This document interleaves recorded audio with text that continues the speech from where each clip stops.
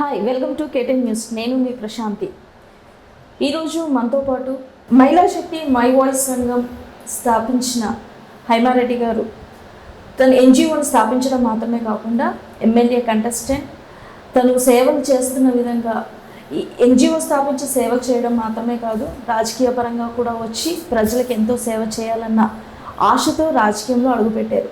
మరి రాజకీయంలో ఎందుకు అడుగుపెట్టారు, ఏమేమి ప్రజలకి వీరు ఎన్జిఓ తరఫున సేవలు చేశారు, ఇంకా ఎందులో వీరి పాత్ర ఉందో వారి మాటల్లో తెలుసుకుందాం. నమస్తే అండి. నమస్కారం అండి. మీరు ఎన్జిఓ స్టార్ట్ చేశారు, ఎప్పుడు స్టార్ట్ చేశారు, మీరు ఎన్జిఓ స్టార్ట్ చేయడానికి గల కారణం, అసలు మీరు ఫస్ట్ స్టెప్ మీ లైఫ్లో ఫస్ట్ స్టెప్ అక్కడ నుండి మీరు మాకు చెప్పండి. నేను ఎన్జిఓ వచ్చేసి 2016లో మొదలుపెట్టామండి. ఎన్జిఓ పెట్టడానికి కారణాలు అంటే చాలా ఉన్నాయి. అవేంటంటే మొదటగా చెప్పాలంటే మాది లవ్ మ్యారేజ్ అండి. లవ్ మ్యారేజ్ చేసుకొని ఒక సమాజంలో అడుగు పెడితే ఎన్నో కష్టాలు, ఎన్నో ప్రాబ్లమ్స్ ఉంటాయి. మేము లవ్ మ్యారేజ్ చేసుకొని తిరుపతి వెళ్ళాము. ఫస్ట్ వెళ్ళినప్పుడు ఆ ప్రాబ్లమ్స్ని ఫేస్ చేస్తున్నప్పుడు ఆ సమాజంలో ఉన్నటువంటి మనుషులు వాళ్ళ యొక్క సేవా గుణం ఇవన్నీ కూడా చూసినప్పుడు అనిపించింది మాకు, మనం ఎందుకు నలుగురికి సేవ చేయకూడదు, మనం ఎందుకు హెల్ప్ చేయకూడదు సొసైటీకి అన్న థాట్ మాకు అందులో నుంచి వచ్చింది. ఇది పెట్టడానికి, ఎన్జిఓ పెట్టడానికి మెయిన్ రీజన్ అదే. మాకు చాలా సపోర్ట్గా ఉంది, సమాజం చాలా హెల్ప్ఫుల్గా ఉన్నారు. దానివల్ల మాకు అనిపించింది మేము కూడా అయినంత వరకు మేము కూడా సేవ చేయాలి, అయినంత వరకు కూడా మనం సపోర్ట్ చేయాలన్న కాన్సెప్ట్ తోటి 2016లో మేడ్చల్ మల్కాజ్గిరి డిస్టిక్లో ఉన్నటువంటి ఈ హకీంపేట విలేజ్లో మనం ఈ ఎన్జిఓని స్థాపించాము. ఎన్జిఓ వల్ల ఏమేమి కార్యక్రమాలు చేశారు మీరు స్థాపించినప్పుడు? మనము మెయిన్ వచ్చేసి మహిళా సాధికారత, ఓకే, అండ్ ఈ పూర్ ఫ్యామిలీస్కి మెడికల్ క్యాంప్స్ కండక్ట్ చేయడం, అండ్ రంగోలీ కాంపిటీషన్స్, ఓకే, పేద విద్యార్థులకి ఉచితంగా ట్యూషన్స్ చెప్పడం, మహిళలకి టైలరింగ్స్ నేర్పించడం, కుట్లు అల్లికలు నేర్పించడం, మరలా ఈ గవర్నమెంట్ స్కూల్స్లో ఉన్నటువంటి పిల్లలకి ఉచితంగా కంప్యూటర్ శిక్షణ మేమే వెళ్ళి వాళ్ళకి నేర్పించడం. ఇంకపోతే ఎవరికైనా ఇప్పుడు ఈ ఊర్లో ఉన్నటువంటి జనాలకు పాపం చాలా సమస్యలు ఉంటాయి. ఉన్నారండి రాజకీయ నాయకులు, దేనికి పనికిరాదు, ఫేస్ టు ఫేస్ చెప్తున్నా నేను. ఎందుకు అంటే వాళ్ళకి ఎన్నో సమస్యలు ఉంటాయి. వీళ్ళు గెలిచేంత వరకే మేము చేస్తాము అంటారు. గెలిచిన తర్వాత అసలు వాళ్ళ ఫేస్ కూడా చూడరు వచ్చి. అలాంటి ఆ పేదవాళ్ళు, పేదరికంలో ఉన్నటువంటి వాళ్ళు వచ్చి, మేడం మాకు ఆ సమస్య ఉంది, మేడం మీకు ఈ సమస్య ఉంది, మాకు సాల్వ్ చేయండి మేడం, అది మేడం ఇది మేడం అని చెప్పినప్పుడు మనం అసలు అది చెప్పలేని బాధ. అందుకు గాను వాళ్ళకి ఎలాంటి సమస్య వచ్చినా కూడా వాళ్ళు రేషన్ కార్డులు కానివ్వండి, పెన్షన్స్ కానివ్వండి, ఓటర్ కార్డులు కానివ్వండి, ఇంకే సమస్య ఉన్నా కూడా నా దగ్గరికి వచ్చి అడుగుతారు. దానికి సంబంధించినటువంటి ప్రాబ్లమ్స్ కూడా అన్ని రకాలుగా కూడా సాల్వ్ చేస్తూ ఉంటాను. అయినంత వరకు కూడా సపోర్ట్ చేస్తూనే ఉంటాను, చేస్తాను కూడా.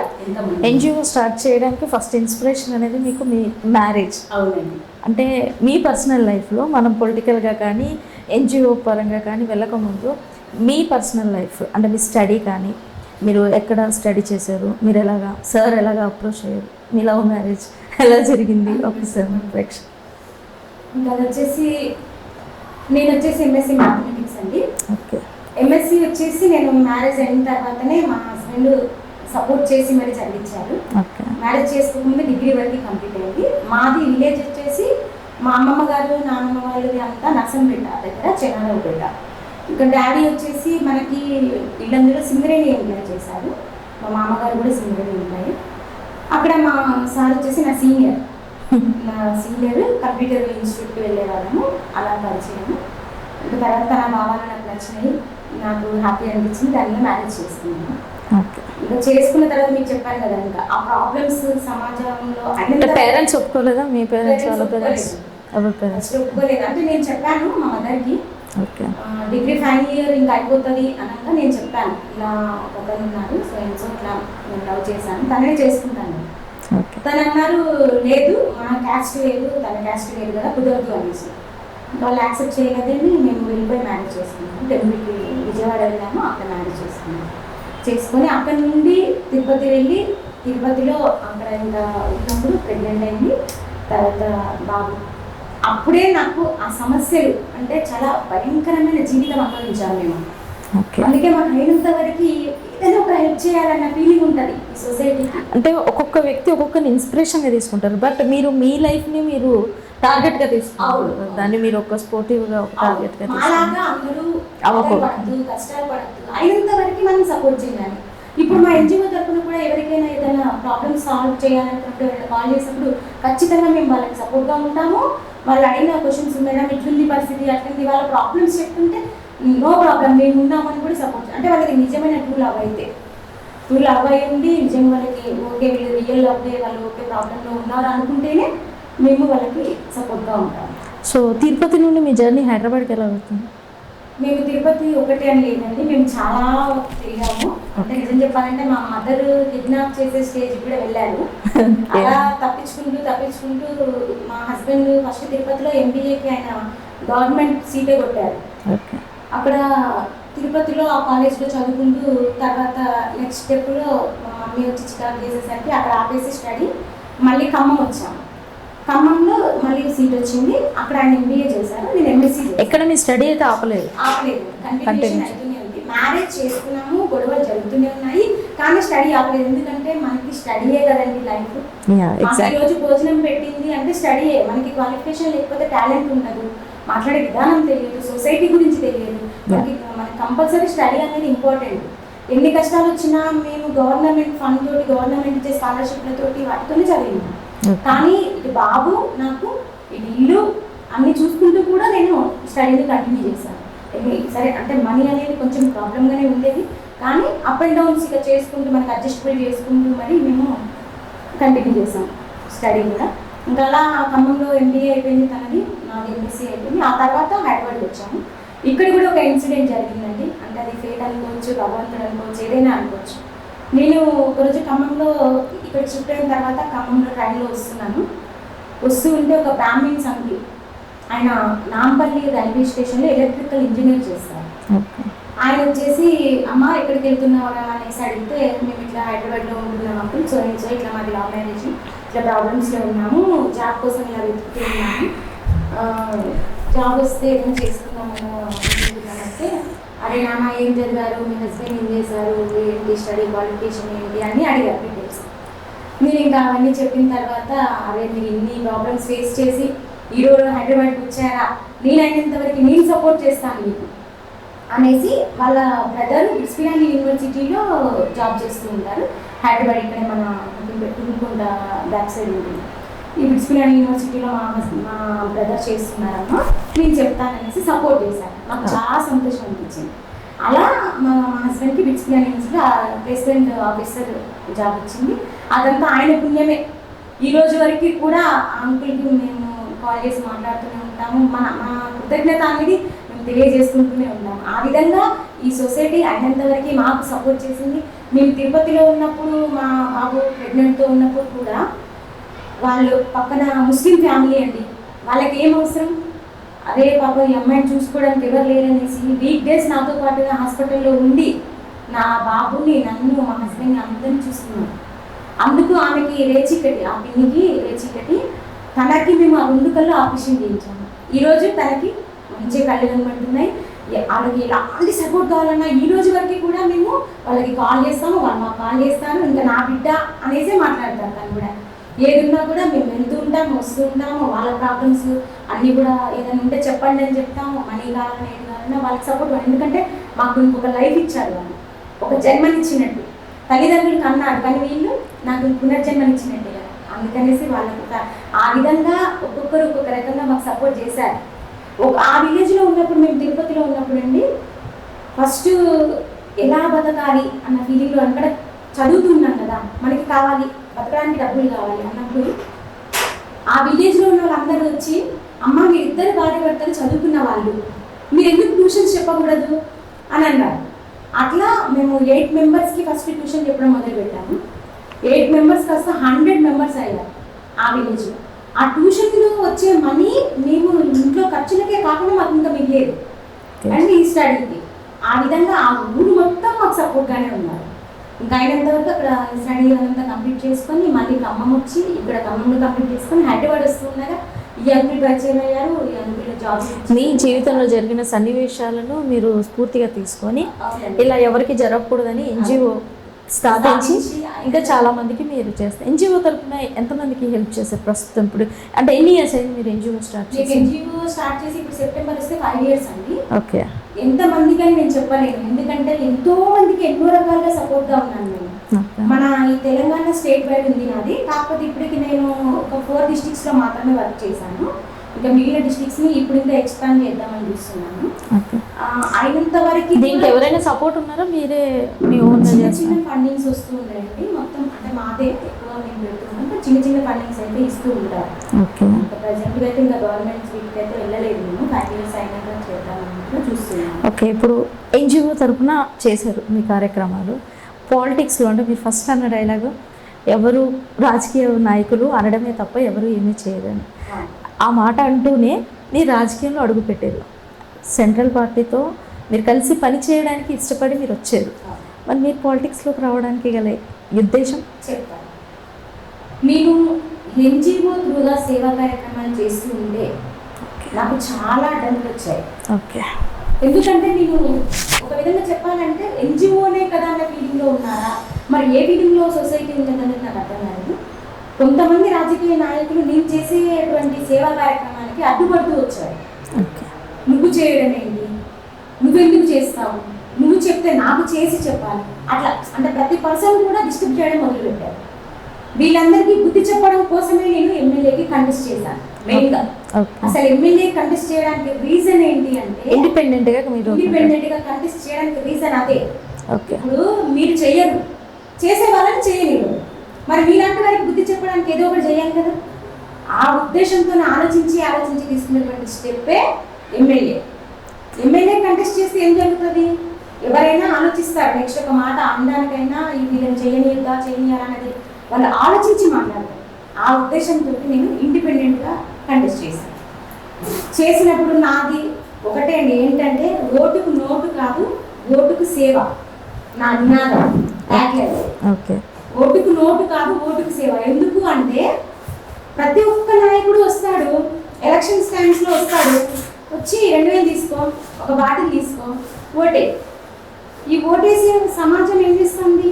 వాళ్ళ అవసరాలకు కావచ్చు, ఇంకా దేనికైనా కావచ్చు, ఇంకా బీదవాళ్ళంటే ఇంకా మనకు తెలిసిన విషయం, తీసుకొని ఓటేసేస్తున్నారు. వీళ్ళు అమ్ముడుపోతున్నారు, వాళ్ళు తీసేసుకొని ఏం చేస్తున్నారు? జనాలని మౌల్ చేసేసి ఓట్లు వేయించుకుంటున్నారు. తర్వాత మరి ఎవరికైనా కనబడుతున్నారా? కనీసం వచ్చి ఏ గల్లీలో కనీసం సరే ఒక ఎమ్మెల్యే ఒక కాన్స్టిట్యున్సీ తీసుకున్నట్లయితే ఆ కాన్స్టిట్యున్సీలో ఎప్పుడైనా మళ్ళీ గెలిచినాక కనబడుతున్నారు.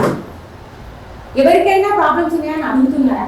కనీసం ప్రాబ్లమ్స్ ఉన్న వ్యక్తులు వాళ్ళ ఇంటికి వెళ్తే రిసీవ్ చేసుకుంటున్నారా? ఇలాంటివన్నీ చూసి నాకు అనిపించింది, ఈ సొసైటీ ఇంత సరే నేను ఒక్కదాన్నే వచ్చి దాన్ని మారుస్తాను, సొసైటీని చేంజ్ చేస్తానని కాదు, కానీ నాకైనంత వరకు నేను ఎందుకు సొసైటీని చేంజ్ చేయకూడదు, నేను ఎందుకు ఒక స్టెప్ వేయకూడదు అన్న కాన్సెప్ట్లో నేను ఎమ్మెల్యేకి కంటెస్ట్ చేశాను. ఇప్పుడు నేను చేసే కార్యక్రమాలని కొంతమంది వ్యక్తులు చేయనియట్లేదు, అదొకటి పాయింట్. ఇంకొకటి ఏంటంటే నాయకులందరూ వస్తున్నారు పోతున్నారు, కానీ ఎక్కడ ఏ కార్యక్రమాలు జరిగినట్టు నాకేం కనిపించట్లేదు. బీదవాడిగానే ఉండిపోతున్నాడు, ఉన్నవాడుగానే వెళ్ళిపోతున్నాడు. మరి ఇంకా ఎప్పుడండి సమాజం బాగుపడేది? కనీసం అలాంటి వాళ్ళన్నా ముందుకు వస్తే మనల్ని చూసి ఇంకొక 10 మంది, వాళ్ళని చూసి ఇంకొక 10 మంది, అలా అన్న సొసైటీ మారుతుందేమో అన్న కాన్సెప్ట్తో ముందుకు వచ్చి ఓటుకు నోటు కాదు, ఓటుకు సేవ అనే నినాదాన్ని ప్రజల మధ్యకి తీసుకెళ్ళి అయినంత వరకు చాలా సపోర్ట్ ఇచ్చారండి ప్రజలు. కాకపోతే ఏంటంటే ఇంకా మీకు తెలుసు, డబ్బు అనేది నాకు 320 వచ్చాయండి. అది నేను డబ్బు పెడితే వచ్చినాయి కాదు, జెన్యూన్గా కష్టపడి కన్వర్సింగ్ చేసి, కానీ ప్రతి వ్యక్తిలో మాత్రం మార్పు వచ్చింది అన్న ఫీలింగ్ నాకు అనిపించింది. నేను తిరిగినప్పుడు ప్రతి విలేజ్లో కూడా అందరూ మేడం మీరు ఇండిపెండెంట్ క్యాండిడేట్ అయినా కూడా ఇంత కష్టపడి తిరుగుతున్నారంటే నిజంగా మీరు గ్రేట్ పర్సన్, మీకు ఓటు వేయలేకపోవచ్చు కానీ మేము మీకు సపోర్ట్ చేస్తాం మనస్ఫూర్తిగా అన్నారు. అందుకు నాకు చాలా సంతోషం అనిపించింది. సరే వాళ్ళు ఓటు వేస్తారా ఏదనేది కాదు, నేను ఎమ్మెల్యే గెలవకపోవచ్చు కానీ వాళ్ళ మనసుని గెలుచుకున్నాను, అందుకు సంతోషం అనిపించింది. మీరు ఎలక్షన్స్లో క్యాంపెయినింగ్ చేశారు, చాలా మనశ్శాంతి సంతృప్తి కొరకు చేశారు, పార్టిసిపేట్ చేశారు, కంటెస్ట్ చేశారు. దాని జయం అంటే అనుకున్నంతగా కాకపోయినా మీ మనశ్శాంతి తగ్గట్టుగా మీరు జయం పొందారు. పొందిన మీరు మీ నినాదాన్ని మళ్ళీ తిరిగి వేరే పార్టీలోకి అడుగు పెట్టడానికి గల కారణం?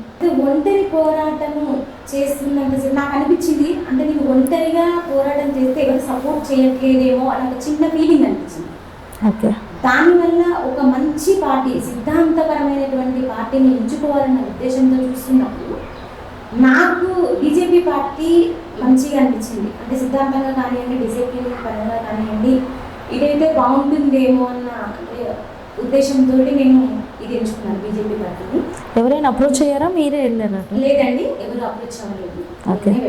నేను మళ్ళీ ఆలోచించి, లేదు జనాలకి ఏదో ఒకటి చెయ్యాలి, మన సమాజంలో మార్పు ఒకటే అండి. నాకు ఫైనల్గా పార్టీస్ ఇది అది అని కాదు, ఫైనల్ నాకు డెసిషన్ ఒకటే, సమాజంలో మార్పు తీసుకురావాలి, మనల్ని చూసి ఇంకొక నలుగురు మారాలి. అంటే మీరు మార్పు తీసుకురావడానికి ఎన్జిఓని పెట్టారు, మీ ఓన్గా ఎమ్మెల్యే కంటెస్టెంట్గా పోటీ చేసినప్పుడు మీరు తీసుకొస్తారు. మళ్ళీ మీరు ఈ అడుగు పెట్టడానికి అంటే ఎవరైనా పుషప్ లేకపోతే మీ థాట్ అయినా లేకపోతే సార్ చెప్పారా అన్నది నా క్వశ్చన్ మార్క్. ఏది స్టెప్ తీసుకోవాలనుకున్నా కూడా మేము ఇద్దరం డిస్కస్ చేస్తాం. ఓకే. అయితే మేము ఎందుకు ఇందులోనే అడుగు పెట్టాల్సి వచ్చింది అని అంటే కొన్ని కార్యక్రమాలని ఓన్లీ ఎన్జిఓ త్రూగా చేయలేము. ఓకే. ఎన్జిఓ త్రూగా చేద్దాము అంటే కొన్నిటికి అడ్డంకులు వస్తూ ఉన్నాయి, ఇంకా అవన్నీ మీకు తెలిసిన విషయం. అందుకోసం అనేసి అలా కాదు, ఇంకా కొన్ని కార్యక్రమాలని మనము సాధించి తీరాలి అనుకున్నప్పుడు మనకి పార్టీ అంటే అవసరం ఉంటుంది అనే ఒక థాట్ వచ్చింది. దానివల్ల నేను మళ్ళీ పార్టీలోకి రావాల్సి వచ్చింది, దానివల్లనే ఈ బీజేపీ పార్టీని ఎంచుకోవాల్సి వచ్చింది. ఓకే. అంటే మీకు బీజేపీ పార్టీ సంతృప్తిగా అనిపించిందా? చాలా హ్యాపీ అనిపించిందండి. చాలా వరకు మాకు రిసీవ్ చేసుకున్న విధానం అయితే మాకు చాలా వరకు హ్యాపీ అనిపించింది. అయినంతవరకు కూడా బీజేపీ పార్టీలో అందరూ కూడా రిసీవ్ చేసుకున్న విధానం బాగుంది. వాళ్ళు అన్నారమ్మా మీరు ఈ పార్టీలోకి వచ్చినందుకు మేము కూడా చాలా సంతోషపడుతున్నాము, అయినంతవరకు మేము కూడా మీకు సపోర్ట్గా ఉంటాము, అందరం కలిసి పనిచేద్దాము. మీరు బీజేపీలో అడుగుపెట్టి ఇప్పుడు ఎంతకాలం అయిందండి? బీజేపీలో అడుగుపెట్టి 7 months అవుతుంది. 7 months ఎక్స్పీరియన్స్, ఎన్జిఓ ఎక్స్పీరియన్స్ రెండు మీ ముందు పెడితే దేంట్లో మీరు అంటే ఫుల్ ప్లెజర్గా సాటిస్ఫై అయ్యారు? ఈ కొద్ది లైఫ్ టైం చెప్పాలంటే రెండు ఈక్వాలిటీ ఉన్నాయండి. ఓకే. ఇందులో కూడా చాలా బాగుంది, బీజేపీది కూడా చాలా బాగుంది, కార్యక్రమాలు చాలా బాగున్నాయి. మేము అయినంత వరకు 100% షూర్గా వర్క్ చేస్తున్నాము. పార్టీ కోసం అని అనుకోండి, మీరు ప్రజల కోసమే అనుకోండి. ఇటు ఎన్జిఓ వర్క్ చేస్తున్నాను, నేను ఇటు పార్టీ వర్క్ కూడా చేస్తున్నాను. ఇప్పుడు నేను మన కరోనా టైంలో కూడా 50 days డైలీ 50 members నేను మా హస్బెండ్ ఇద్దరమే వంట చేసి తీసుకెళ్ళి ఈ మేడ్చల్ జిల్లా మొత్తం కవర్ చేశాము. మేడ్చల్ జిల్లాలో ఉన్నటువంటి ఇప్పుడు ఈ వలస కార్మికులు తీసుకొని లేకపోతే ఈ డేరా వేసుకొని ఉంటారు కదండి పాపం, అలాంటి వాళ్ళకి 50 days నాన్ స్టాప్గా మేము రైస్ని డిస్ట్రిబ్యూట్ చేసాం. మీ పర్సనల్గా? ఓకే. ఇది కాకుండా పార్ట్ ఆఫ్ ద లైఫ్, ఇది కాకుండా ఇంకా ముందు మీరు అంటే తిరిగి ఎలక్షన్స్ వచ్చే టైంలో ఎమ్మెల్యేగా కంటెస్ట్ చేయాలనుకుంటున్నారా, లేకపోతే ఇంకేమైనా ప్రెజెంట్ ఉన్న సిచ్యువేషన్లో పోస్ట్ పరంగా వెళ్ళాలి అనుకుంటున్నారా?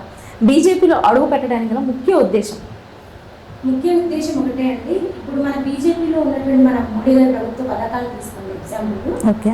అవి చాలా బాగున్నాయి అసలు, కానీ మన ప్రజల వరకు వెళ్ళట్లేదు. అవి పథకాలు అనేవి ప్రజల వరకు వెళ్ళట్లేదు, అవి అక్కడే స్టాప్ అయిపోతున్నాయి. అవి ప్రవేశపెడుతున్నారు, అవి అక్కడి వరకే ఎండ్ అయిపోతున్నాయి. అవి వాటిని మనము ప్రజల వరకు తీసుకువెళ్ళాలి, ప్రతి ఇంటికి ప్రతి గడపకి కూడా చేరవేయాలి, ప్రతి పేదవాడికి ఇగో ఈ పథకం ఉంది, ఇది మీరు యూజ్ చేసుకోవాలి అనేది మీరు దగ్గరుండి చేయించాలనే టార్గెట్ అండి నాది. మీకు నచ్చిన పథకాలు ఇప్పుడు మోడీ గారు పెట్టిన దాంట్లో ఫస్ట్ ద బెస్ట్ పథకాలు మీకు నచ్చింది? అన్నీ బాగున్నాయండి, అది బెస్ట్ అని చెప్పలేము. ఎందుకంటే కొన్ని యువతకి మహిళలకి వచ్చేసండి Mudra schemes and Standup India, Startup India, ఇప్పుడు ఎంఎస్ఎంఈ లోన్స్ ఇలా ఇస్తున్నారు. ఎందుకు అంటే ఇప్పుడు మధ్యతరగతి వాళ్ళు ఉంటారు, వాళ్ళకి ఎన్నో ఆశలు ఉంటాయి, నేను ఆ బిజినెస్ చేయాలి ఈ బిజినెస్ చేయాలని ఉంటారు. మహిళలు ఉంటారు, మహిళలకు అనిపిస్తుంది అయ్యో మా హస్బెండ్ తెచ్చే సాలరీ సరిపోవట్లేదే, నేను ఏదైనా చేస్తే బాగుంటుందేమో అన్న ఫీలింగ్ ఉంటుంది.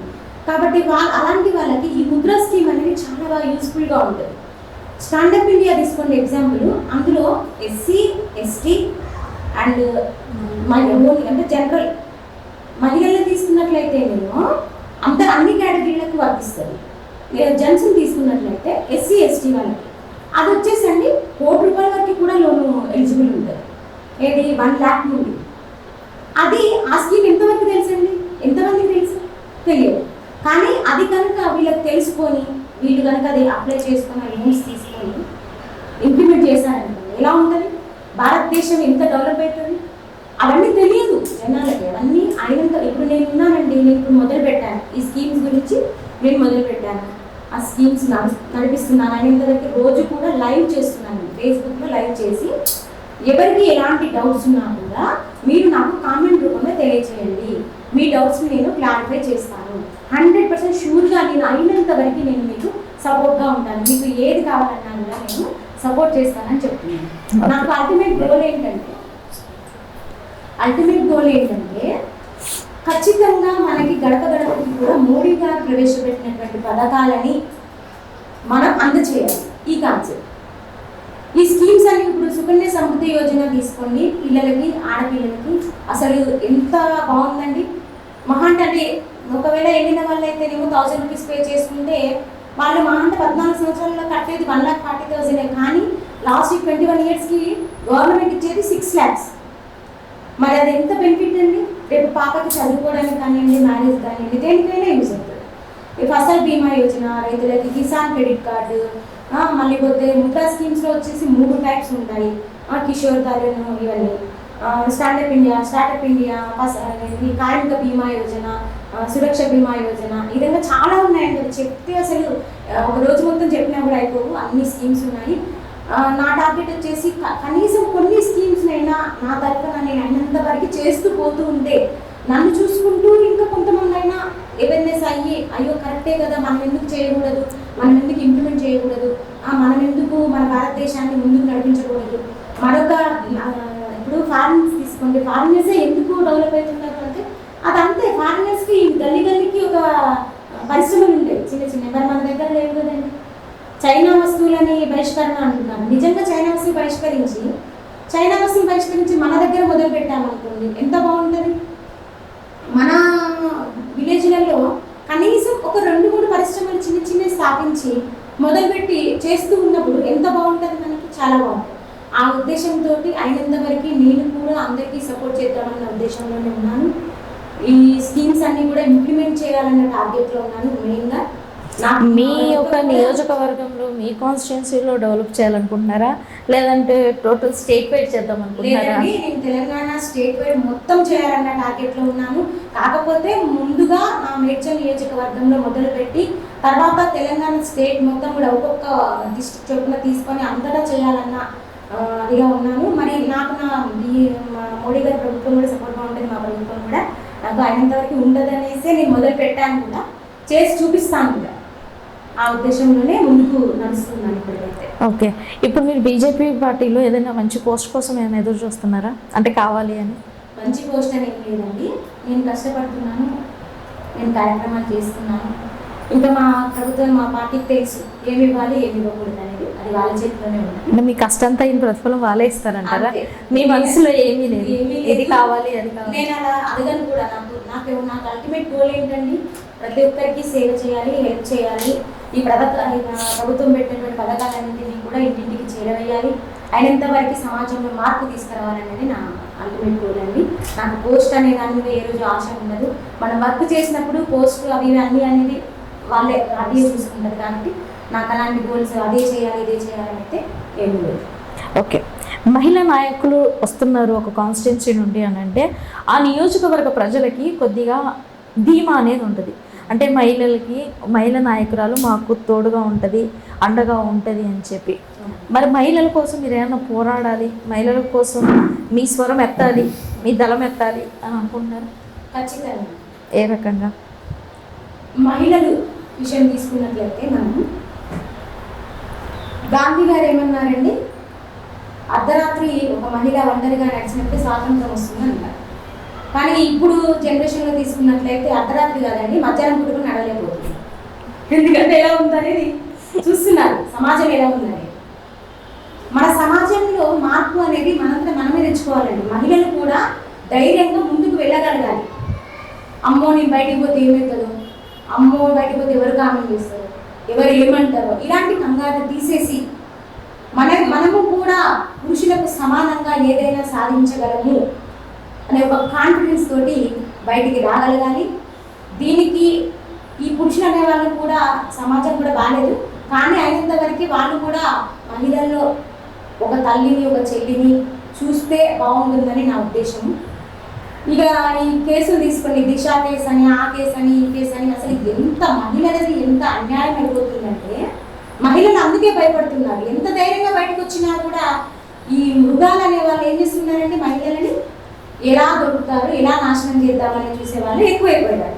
దానివల్ల మహిళలు కూడా భయపడుతున్నారు. దీనికి ఈ న్యాయస్థానాలు కానివ్వండి, చట్టం కానివ్వండి, మరి ఇంకా అంటే షీటింగ్స్ ఇవన్నీ పెట్టారు. కానీ ఇంకా మంచి మంచి లా పాయింట్ తీసుకొచ్చి మంచి మంచి న్యాయవాదులు కూడా అన్ని రకాల మహిళల కోసం పోరాటం చేసి మరి మహిళలకు న్యాయం చేస్తే బాగుంటుంది అనేది నా ఉద్దేశం. దిశ కేసుకి వచ్చేసరికి న్యాయం జరిగిందంటారా? దిశ కేసు అంటే మీకు తెలిసిన విషయమే. దిశ ఒక దిశ లేదండి, చాలా దిశలు జరిగాయి. మన తెలంగాణ స్టేట్లో జరిగిన దిశ కేసులో దిశ కేసు ఒక క్రమంలో జరిగితే దిశ తర్వాత చాలామంది దిశలు, నిన్న మొన్న చూస్తే భూమి అన్నది అన్న అమ్మాయి, ఇంకా ఇలాగా వస్తూ ఉన్నారు. ఈ విధంగా సాగుతున్న క్రమంలో అంటే మగవాళ్ళ మీద వస్తున్నాయి అలిగేషన్స్ అని వాళ్ళ సైడ్ ఉండన్నా ఒక మహిళలు అర్ధరాత్రి కాడ వెళ్ళడం, మీరన్న మాట ప్రకారము, అంటే మీరన్నది కాదు గాంధీ గారు అన్న మాటే, అర్ధరాత్రి ఆడపిల్ల ఎప్పుడైతే రోడ్డు మీద ప్రయాణం చేస్తే అప్పుడు మనకు స్వాతంత్రం వచ్చినట్లు. కానీ మధ్యాహ్నం కూడా వెళ్ళలేని పరిస్థితి అని మీరు అన్నారు. ఈ రోజుల్లో మధ్యాహ్నం వెళ్ళలేరు, రాత్రి వెళ్ళలేరు అన్నది కాకుండా ఇద్దరితో సమానంగా ఉండాలని మీరు క్లియర్ కట్గా చెప్పారు. కానీ ఇక్కడ ఎక్కడ మిస్టేక్ జరుగుతుంది? మిస్టేక్ అనేది కరెక్ట్ పాయింట్. ఇటువంటి విషయాలు జరగడానికి, ఇట్లాంటి సిచ్యువేషన్స్ రావడానికి కరెక్ట్ పాయింట్ ఎక్కడ జరుగుతుంది అంటారు? పిల్లలలో మిస్టేక్స్ ఉంటుంటాయి, కొన్ని పురుషులతో మిస్టేక్స్ ఉంటూ ఉంటాయి. కాకపోతే సమాజంలో ఇప్పుడు చెప్పాను కదండి, ఒక పర్టిక్యులర్ చట్టాలు న్యాయాలు అనేది తీసుకురాగలిగితే ఇలాంటి కొంచెం తగ్గుతాయేమో అనేది నా ఉద్దేశం. ఇప్పుడు ఎగ్జాంపుల్ ఆ మృగాలలాగా చేసే వ్యక్తులని అయినంత వరకు కఠినంగా శిక్షించాలండి. అంటే చంపేసినా తప్పు లేదు నా ఉద్దేశం ప్రకారం.